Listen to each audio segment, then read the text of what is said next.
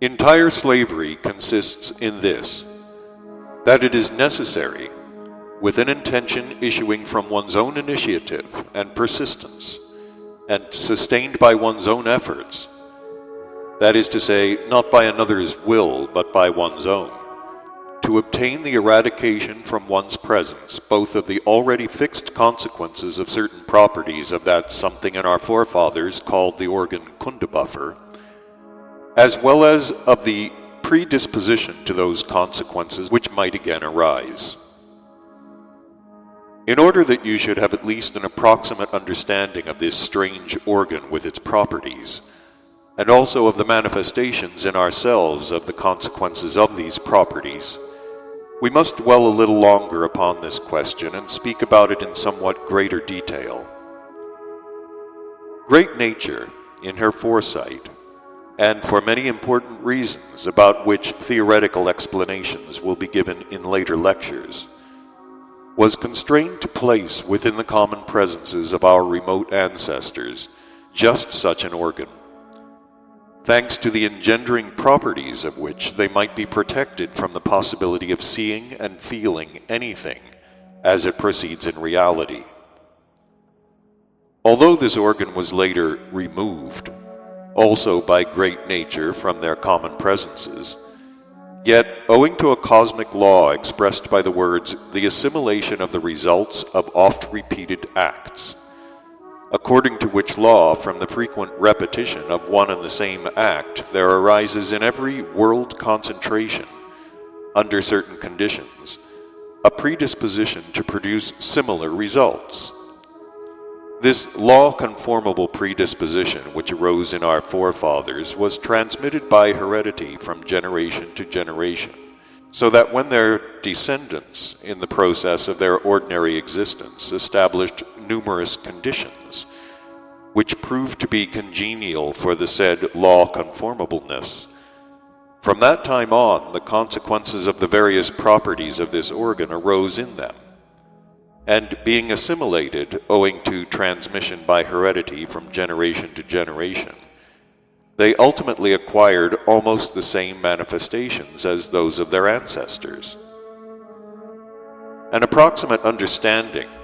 of the manifestations in ourselves of these consequences may be derived from a further fact, perfectly intelligible to our reason and beyond any doubt whatever. All of us, people,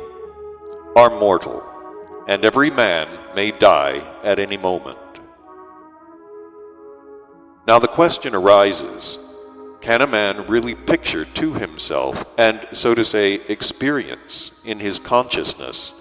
the process of his own death? No. His own death and the experiencing of this process a man can never, however he may wish, picture to himself. A contemporary ordinary man can picture to himself the death of another, though even this not fully. He can picture to himself, for instance, that a certain Mr. Smith leaves the theater and, crossing the street, falls beneath an automobile and is crushed to death, or that a signboard blown down by the wind falls on the head of Mr. Jones, who happened to be passing, and kills him on the spot, or that Mr. Brown, having eaten bad crayfish, gets poisoned and, no one being able to save him, dies the next day. Anyone can easily picture all of these, but can the average man contemplate the same possibility for himself as he admits for Mr. Smith, Mr. Jones, and Mr. Brown, and feel and live through all the despair from the fact that those events may happen to him? Think what would happen to a man who clearly pictured to himself and lives through the inevitability of his own death. If he seriously ponders,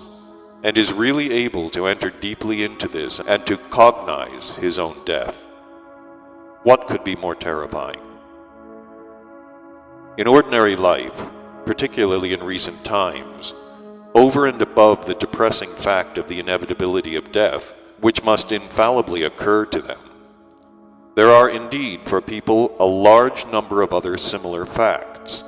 whose real picturing alone of the possibility of experiencing them must evoke in us feelings of inexpressible and intolerable anguish. Suppose that such contemporary people as have already lost entirely all possibility of having any real objective hope for the future, that is to say, those of them who have never sown anything during their responsible life, and who in consequence have nothing to reap in the future. Suppose they should cognize the inevitability of their speedy death. Then from only an experiencing in thought alone would they hang themselves. The particularity of the action of the consequences of the properties of the said organ on the common psyche of people consists just in this, that, thanks to it, there does not arise among most contemporary people, these three-brained beings in whom were placed all the hopes and expectations of our Creator, as possible servers of higher purposes, the cognition of any of these genuine terrors, and also that it enables them peacefully to carry on their existence in unconscious fulfillment of what was foreordained, but in the service only of nature's nearest immediate aims, as they have meanwhile lost, on account of their unbecoming abnormal life, any possibility of serving higher purposes. Thanks to these consequences, not only does the cognition of these terrors not arise in the psyche of these people, but also for the purpose of self-quieting, they even invent all kinds of fantastic explanations, plausible to their naive logic, for what they really sense,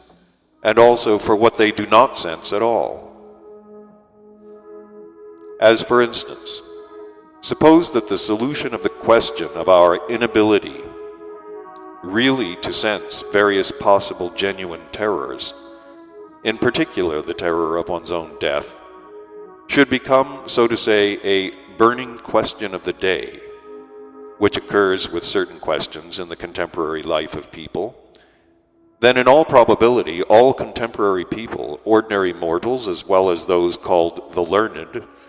would categorically offer a solution, which they would not doubt for a moment, and, as is said, spluttering at the mouth,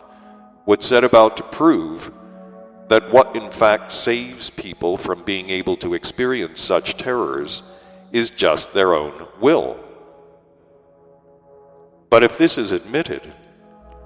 then why does not this same presumed will protect us from all the little fears we experience at every step?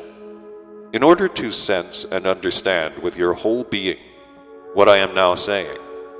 and not merely to understand with that, so to say, mind fornication of yours,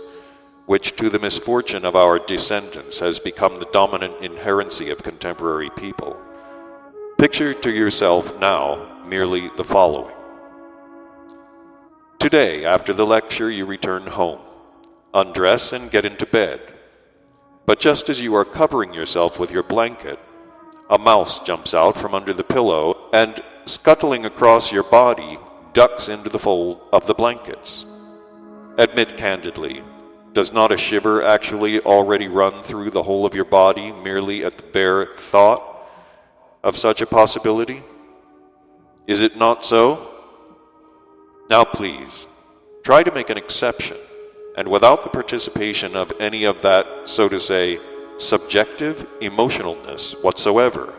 which has become fixed in you,